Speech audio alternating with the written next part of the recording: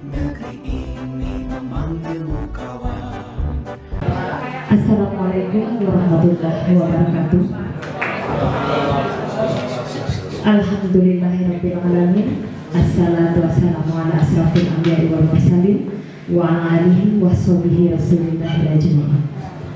Yang terhormat Ibu Kepala SMK PP Negeri 3 Kerinci, yang kami hormati Bapak Ibu Wakil Kepala SMK SPP Negeri 3 Kerinci, yang kami hormati Bapak-bapak, Ibu-ibu, staf tata usaha SMK PP Negeri 3 Kerinci yang berbahagia. Puji syukur kita panjatkan kehadiran Allah Subhanahu wa Ta'ala, yang mana pada pagi hari yang berbahagia ini kita telah diberikan kesehatan dan kesempatan sehingga kita dapat berkumpul bersama di ruangan Majelis Guru SMK PP Negeri 3 Kerinci. Salawat serta salam tidak lupa kita hadiahkan atas junjungan alam Nabi besar Muhammad SAW, rahmatan lil alamin. Bapak Ibu yang berbahagia, untuk memupuk rasa cinta dan nasionalisme terhadap bangsa dan negara, marilah bersama kita menyanyikan lagu kebangsaan Indonesia Raya. Hadirin Bapak Ibu, kami mohon berdiri. Hiduplah Indonesia Raya.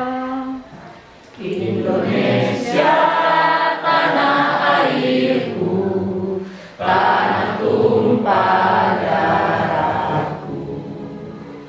Di sanalah aku berdiri, jadi pandu ibuku.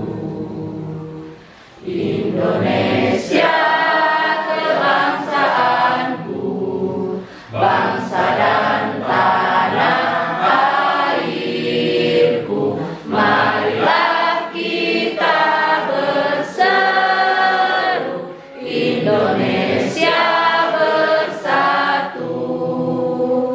Hiduplah tanahku, hiduplah negeriku, bangsaku, rakyatku semuanya. Bangunlah jiwanya, bangunlah badannya untuk Indonesia Raya. Indonesia Raya, merdeka, merdeka, tanahku, negeriku yang ku cinta. Indonesia Raya, merdeka, merdeka, hiduplah Indonesia Raya. Indonesia Raya, merdeka, merdeka, tanahku, negeriku yang ku cinta. Indonesia Raya, merdeka, merdeka, hiduplah Indonesia Raya. Bapak Ibu yang berbahagia, untuk kelancaran acara kita pada pagi hari ini, marilah sejenak kita membacakan doa diimami oleh yang terhormat Buya Febriandi. أعوذ بالله من الشيطان الرجيم. بسم الله الرحمن الرحيم. الحمد لله رب العالمين، والصلاة والسلام على أشرف الأنبياء والمرسلين وعلى آله وصحبه أجمعين. الحمد لله رب العالمين، حمدا الناعمين، شر الدنيا وشر الآخرة. غفر الله لنا ولهم برحمتك يا أرحم الراحمين. اللهم أرنا الحق حقا وارزقنا اتباعه، وأرنا الباطل باطلا وارزقنا اجتنابه. ظلمنا أنفسنا وإن لم تغفر لنا وترحمنا لنكونن من الخاسرين. اللهم إنا نسألك رضاك والجنة ونعوذ بك من سخطك والنار. في الدنيا حسنة وفي الآخرة حسنة وقنا عذاب النار. سبحان الله، سبحان ربك رب العزة عما يصفون، وسلام على المرسلين والحمد لله رب العالمين. Assalamualaikum warahmatullahi wabarakatuh.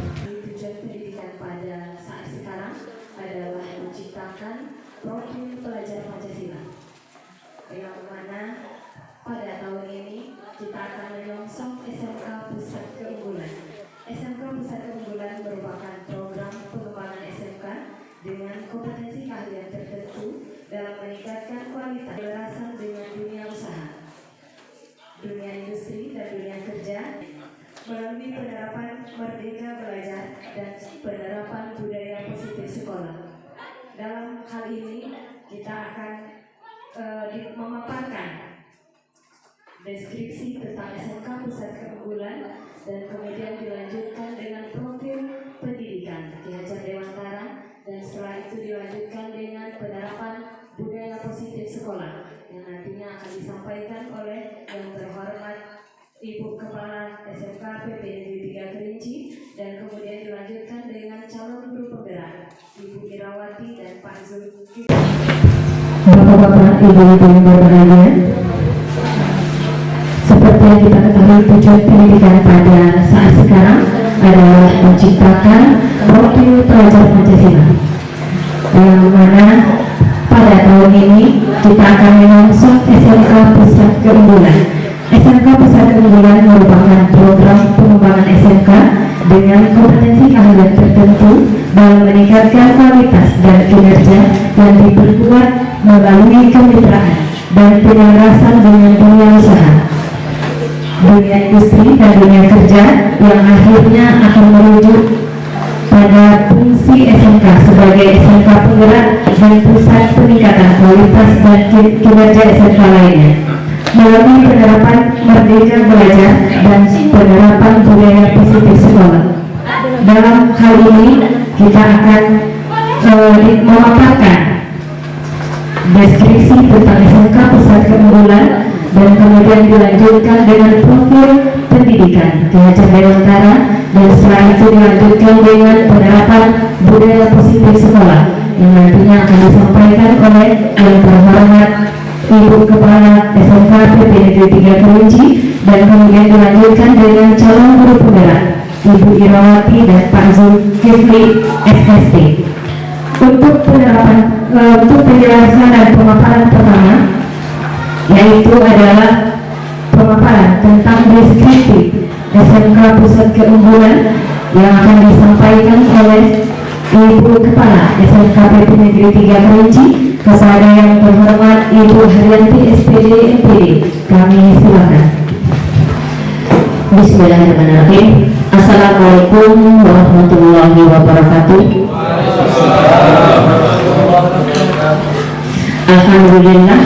Alhamdulillahirabbil alamin. Assalatu wassalamu ala asrafil anbiya'i wal mursalin wa ala alihi wa sahbihi rasulillah min amma ba'du. Yang terhormat Bapak Ibu Wakil Kepala SMK PP Negeri 3 Kerinci, seterusnya Kepala Tata Usaha beserta staf, Majelis Guru SMK beserta tenaga kependidikan SMK PP Negeri 3 Kerinci. Pertama dan utama sekali marilah kita mengucapkan puji dan syukur kehadirat Allah Subhanahu wa taala, yang mana pada pagi hari ini kita masih diberikan kesehatan dan kesempatan untuk melaksanakan kegiatan kita di awal tahun baru. Kita membuat tahun baru di awal semester genap, yaitu kita mengadakan sosialisasi dan workshop mengenai SMKPK, kemudian guru penggerak, dan juga nanti kita akan ikuti dengan pembagian jam tugas guru. Kemudian sering salam tidak lupa kita panjatkan, kita sampaikan kepada junjungan kita Nabi besar Muhammad sallallahu alaihi wasallam, Allahumma sholli ala sayyidina Muhammad wa ala ali sayyidina Muhammad, yang mana kita masih semoga beliau akan memberikan syafaat kepada kita dalam kita menjalani hidup kita, dan juga akan mendapatkan syafaat beliau yang melaki nantinya. Di sini kita tidak bisa melihat saja, jadi kita harus berkontribusi, betul-betul berkontribusi di sini Bapak dan Ibu-ibu, harus bekerja. Saya melihat sendiri, kalau Anda merasa memiliki sekolah ini, Anda harus berkontribusi untuk memajukan sekolah, apalagi sekolah kita. Sampai kita tidak masuk SMKPK, kita punya 3 guru penggerak di sini. Walau kita sudah unggul di sana. Guru penggerak yang kita dapatkan ada 3 di SMKPP. Lahan kita mencukupi. Bapak Ibu yang berbahagia, dalam kita lanjutkan. Sebelum kita mulai, perlu saya sampaikan bahwa nanti kita ada sesi pertanyaan jawab, baik itu mengenai SMKPK, baik itu masalah filosofi pendidikan Ki Hajar Dewantara dan budaya positif. Jadi seperti yang kita ketahui Bapak Ibu, bahwa pendidikan itu sebenarnya menuntun segala kodrat yang ada pada anak hingga mereka dapat mencapai keselamatan setinggi-tingginya, baik itu sebagai manusia maupun sebagai anggota masyarakat. Itulah yang awalnya merupakan filosofi pendidikan Ki Hajar Dewantara, mewujudkan profil pelajar Pancasila yang merupakan tujuan pendidikan kita pada saat sekarang ini. Baiklah, untuk lebih jelasnya Bapak Ibu yang berbahagia, marilah kita dengarkan deskripsi dan pemaparan tentang filosofi pemikiran Ki Hajar Dewantara yang akan disampaikan oleh Ibu Irawati SPD. Kami silakan.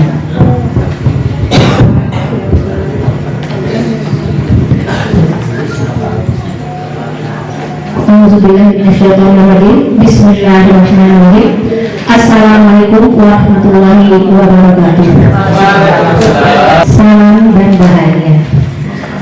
Bapak Ibu yang saya hormati, pada kesempatan ini perlu kami sampaikan bahwa kami bertiga di depan bukan bermaksud untuk menggurui atau mengajari, karena mungkin apa yang kami paparkan nanti bisa jadi sudah Bapak terapkan di kehidupan di kegiatan pembelajaran sehari-hari. Jadi lebih tepatnya di sini kita saling berbagi, mungkin berbagi ilmu atau berbagi pengalaman.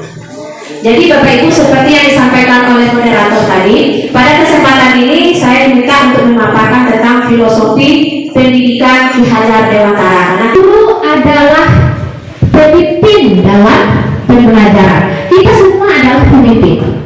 Bagi siswa kita adalah pemimpin pembelajaran. Dalam hal menuntut kita harus menguasai apa yang disebut dengan trilogi pendidikan Ki Hajar Dewantara yang saya yakin sudah kita kenal semua, yaitu Ingarso Sukulodo, Imado Mangukaso, dan Tuturi Handayani. Seperti tema kita hari ini, transformasi pendidikan menuju merdeka belajar. Capaian dari merdeka belajar adalah profil pelajar Pancasila. Nah, demikian paparan saya tentang filosofi Ki Hajar Dewantara. Untuk aksi nyatanya memperkuat filosofi ini akan dipaparkan oleh Pak Zul nanti tentang budaya positif, apa yang akan kita lakukan ke depannya.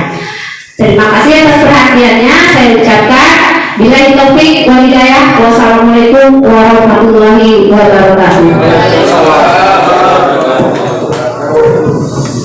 Jadi ya, untuk penerapan budaya positif akan disampaikan oleh Pak Zulkifli.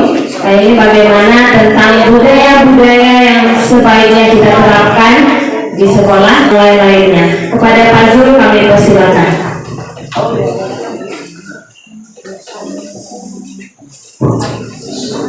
Assalamualaikum warahmatullahi wabarakatuh. Terima kasih kesempatannya yang telah diberikan kepada kita dalam rangka sosialisasi kegiatan calon guru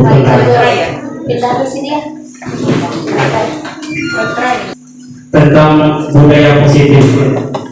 Jadi di sini kalau saya itu sukanya yang dalam bentuk aksi nyata.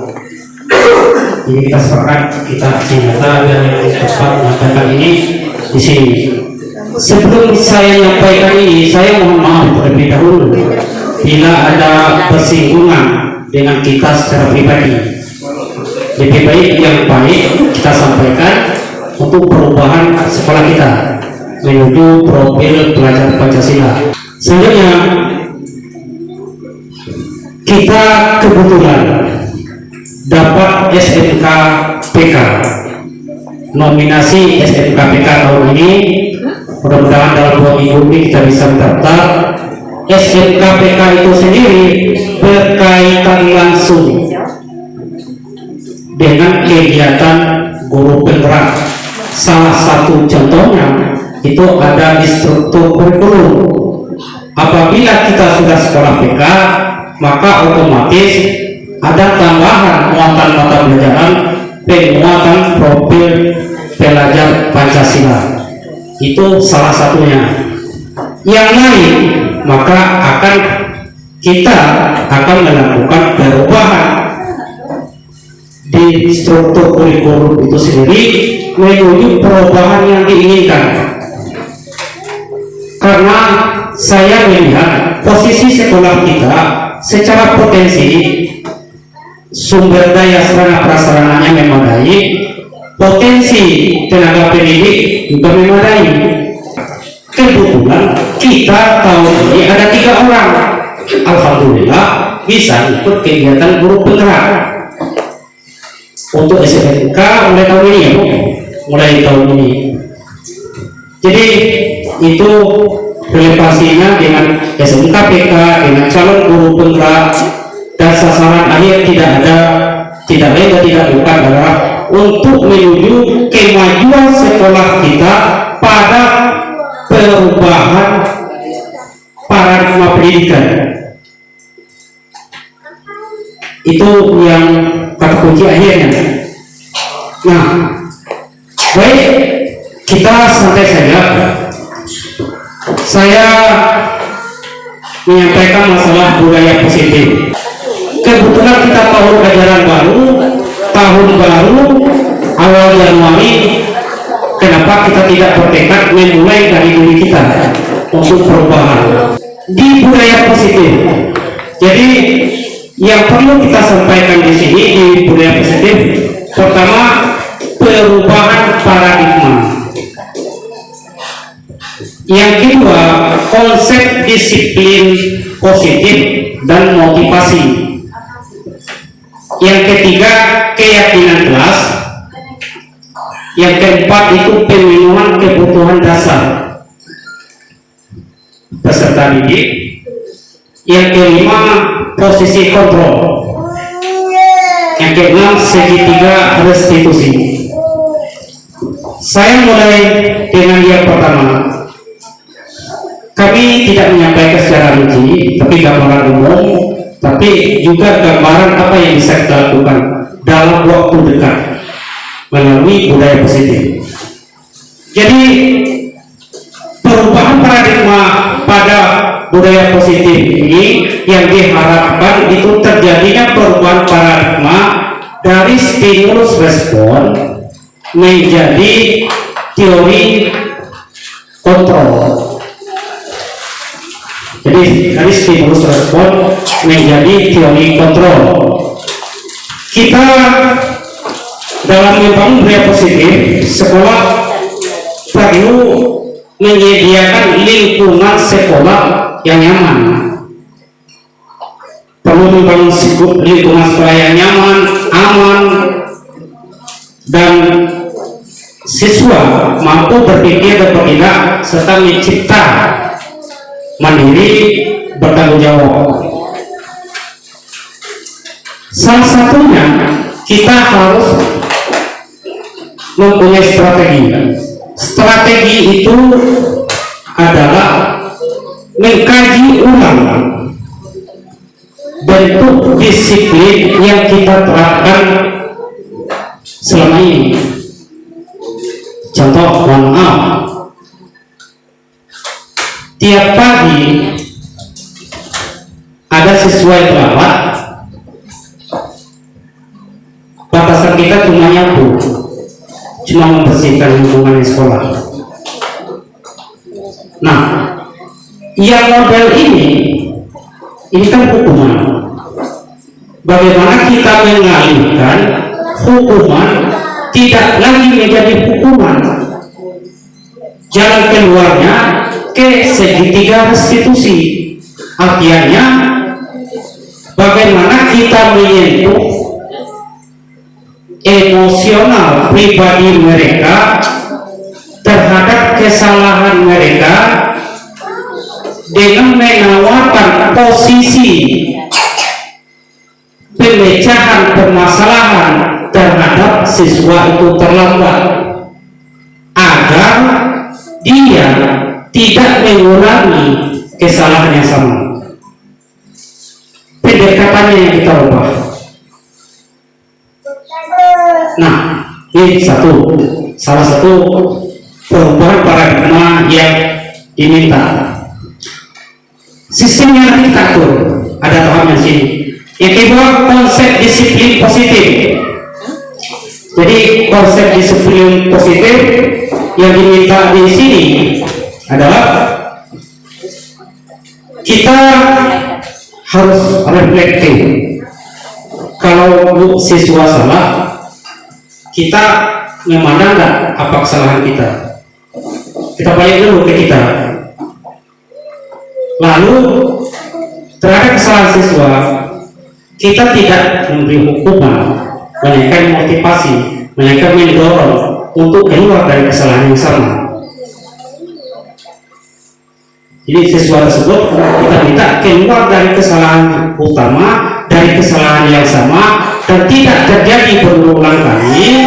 Namun perubahan itu minta tumbuh dari hati dia, dari kesadaran dia. Contoh, kita ambil contoh yang nyata tadi. Kalau kita di rohis misal, di akhir semester hukuman dendanya dalam bentuk buku atau dalam bentuk sapu.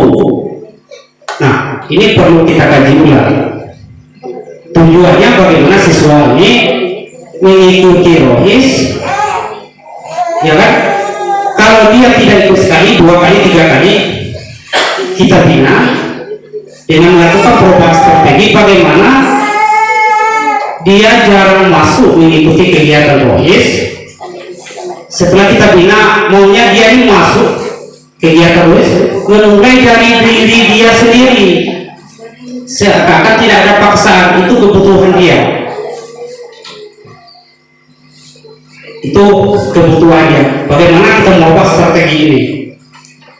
Nah, setelah kita lakukan, kita bicarakan, kita diskusikan di kelompok guru penggerak, ternyata hal-hal seperti ini kita sebenarnya sudah melakukan, tapi belum tertata. Tindakan yang sering diambil kepala sekolah belum tertata saja, belum tertata, belum semua kita yang terlibat. Kenapa ada 1-2 orang yang maju pada hal seperti ini? Padahal yang ngajar bersentuhan langsung dengan siswa itu kita 38 guru, 38 guru, berarti 38 kita bersentuhan langsung dengan pribadi siswa. Lalu kalau saya katakan kesalahan kita, kenapa kepala sekolah yang maju ke depan? Apakah kita tidak mampu menyelesaikan ini? Nah, itu. Jadi konsep disiplin positif ini, konsepnya itu juga kita ubah.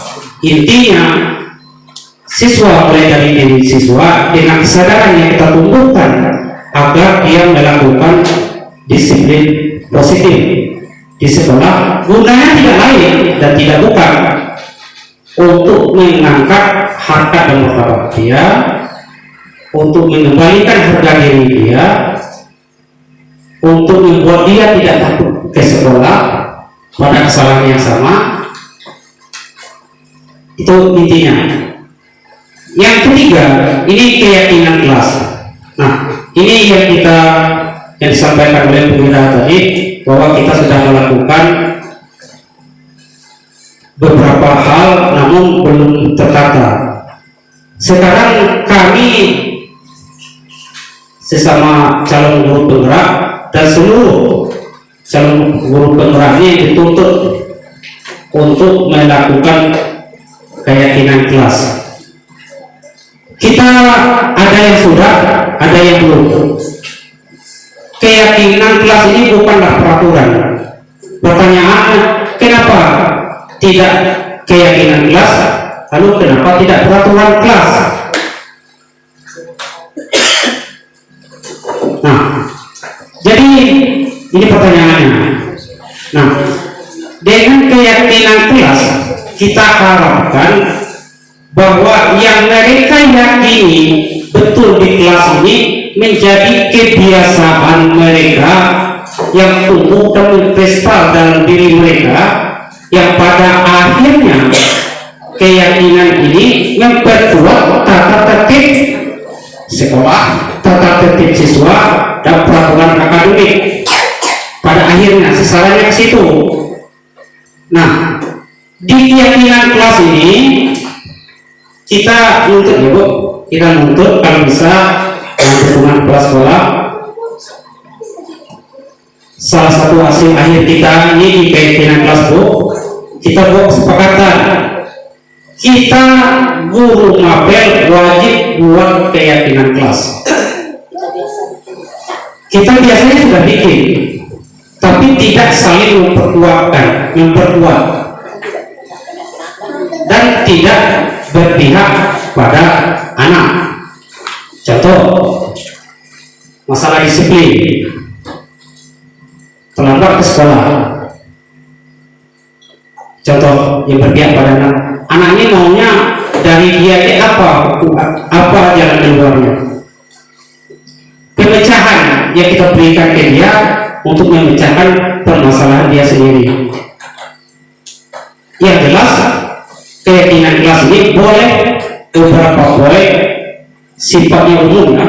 Sifatnya umum, contoh disiplin, tanggung jawab, hadir tepat waktu. Sudah itu tidak boleh meninggalkan kelas sebelum pergantian jam. Tidak boleh meninggalkan kelas, masuk kelas tepat waktu setelah jam istirahat. Nah, apa yang menjadi kebutuhan kita, kepentingan kita yang sekolah, dan itu juga yang menjadi kebutuhan siswa. Tujuannya juga tidak lain dan tidak bukan selain untuk memperbaiki diri siswa. Jadi intinya keyakinan kelas ini kita buat di awal kita masuk, kita minta dorongan dari siswa, masukan dari siswa, lalu kita sepakati. Keyakinan kelas ini berada di guru mapel, di guru mata pelajaran. Nah, dampak ke sekolah, kalau kita oke di keyakinan kelas ini, dampak ke sekolah saya rasa tidak ada. Tiap pagi salah satu upaya kita, tidak ada lagi siswa yang terlambat, tapi tidak ada lagi siswa yang dapat hukuman menyapu ini. Tapi kalau kita komitmen dengan keyakinan kelas yang kita buat, nah ini satu. Yang lain saya juga mohon maaf, saya pada posisi perubahan ini saya rasa tidak apa ya Bu. Contoh, saya secara pribadi saya suka game, tapi jangan sampai siswa tahu bahwa kita main game. Saya secara pribadi saya sering merokok depan kelas, mau tidak mau. Mulai tahun 2022 Bu, kalau ada panggil saya Bu, kalau ada saya merokok depan kelas. Iya, semuanya dengar, siapapun tolong panggil saya kalau saya merokok depan kelas. Kalau kita, jadi sekali lagi, kalau saya merokok depan kelas, Anda Bapak Ibu semua bisa manggil saya, ingatkan, nggak masalah. Ini kan yang bagus, yang positif. Intinya kita kan mau menuju perubahan. Hijrah. Kita mau hijrah. Ini tidak apa-apa Bu ya, saya merokok depan kelas, panggil aja Bu ya. Tegur tidak masalah. Nah, itu salah satu yang perlu kita perkuat di keyakinan kelas. Yang keempat ini ada pemenuhan kebutuhan dasar peserta didik. Ini sudah sifatnya umum. Nah, saya lari lagi ke yang kelima, posisi kontrol. Jadi pada intinya kita ngambil posisi kontrol pada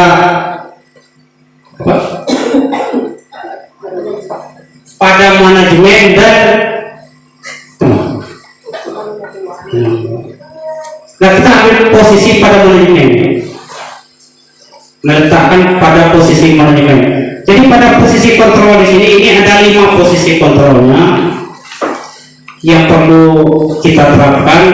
Namun kita harus milih terhadap siswa, kita menempatkan diri sebagai apa. Nah, di sini pertama itu ada penghukum. Kita balik ke kita, saya juga titiknya penghukum. Yang kedua, membuat orang merasa bersalah. Ini posisi kontrol ya. Yang ketiga itu teman, membuat sebagai menjadi teman peserta dirinya kita jadikan teman. Jadi posisi kontrol kita sebagai teman. Yang keempat itu monitor atau pemantau. Yang kelima itu manajemen, manajer.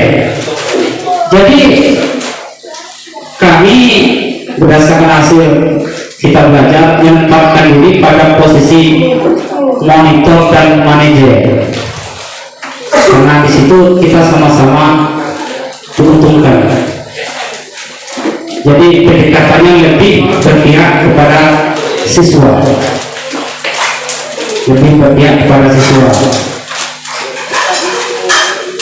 Yang ke-6 itu segitiga restitusi. Segitiga restitusi ini bagi saya ini juga hal yang baru. Saya baru dengar kemarin di CGP.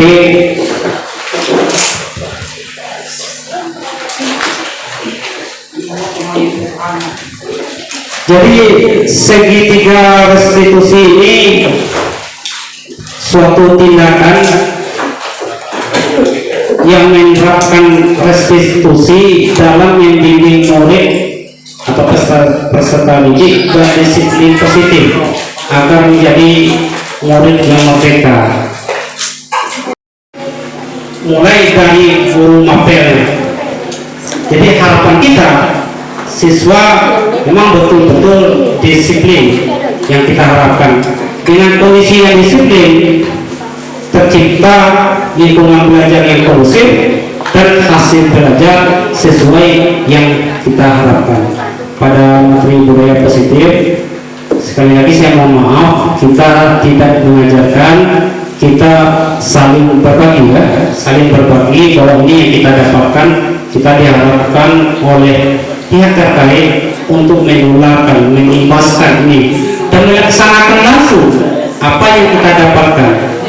Dan kita sudah juga komitmen dengan kepala sekolah, kami siap untuk mendukung kegiatan kepala sekolah dalam upaya meningkatkan profil pelajar Pancasila dengan konsep mulai dari diri.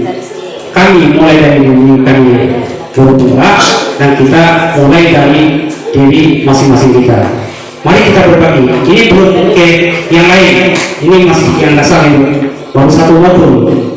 Karena dia ada 4 modul ya. Karena dia ada 4 modul. Sejauh kita termasuk juga di perangkat pembelajaran nanti. Saya itu untuk sementara bila itu pilih. Assalamualaikum warahmatullahi wabarakatuh. Di dalam menjalankan proses belajar mengajar, kita lihat di Ki Hajar Dewantara, setiap orang menjadi pendidik dan setiap rumah menjadi sekolah. Itulah merdeka belajar. Jadi alhamdulillah saya telah berbuat, walaupun sedikit telah mulai berbuat. Bu Ira, Bu Hardiana, dengan adanya guru penggerak ini, mari kita tertutup hati kita untuk memulai. Dan pertanyaan berikutnya mungkin ada dari bapak-bapak. Assalamualaikum warahmatullahi wabarakatuh. Terima kasih atas waktu dan kesempatan yang diberikan tentang budaya positif, paradigma. Semua menyampaikan bahwa ada anak di sekolah kita bahwa dia punya keterbatasan. Nah, bagaimana mengatasi hal tersebut dan perluas wawasan kita bagaimana menghadapi anak seperti ini. Bukan dulu kita langsung mengatakan oh dia pantasnya di SLB. Nah sekarang ini Kemdikbud sedang giat-giatnya